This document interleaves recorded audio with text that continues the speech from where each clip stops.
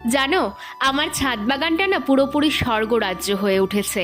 তোমরা তো দেখেইছিলে যে আমার ছাদ বাগানে কত চন্দ্রমল্লিকা, আর সব চন্দ্রমল্লিকা ফুলগুলো কিন্তু ফুটতে শুরু হয়ে গেছে দেখো।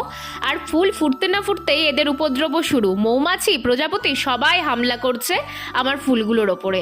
যাই হোক, তোমরা তো আগের দিন দেখেছিলে যে প্রথম দিন আমি যাচ্ছি আমার বিএড কলেজে ক্লাস করতে। ক্লাস ছিল সকাল 11টায়, কিন্তু আমি লেট, আর যা ভয় পেয়েছিলাম তাই হয়ে গেল।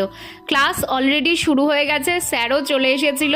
যাই হোক, প্রথম দিন বলে বকাঝকা খাইনি, বেশ ভালোই লাগলো প্রথম দিন ক্লাস করতে।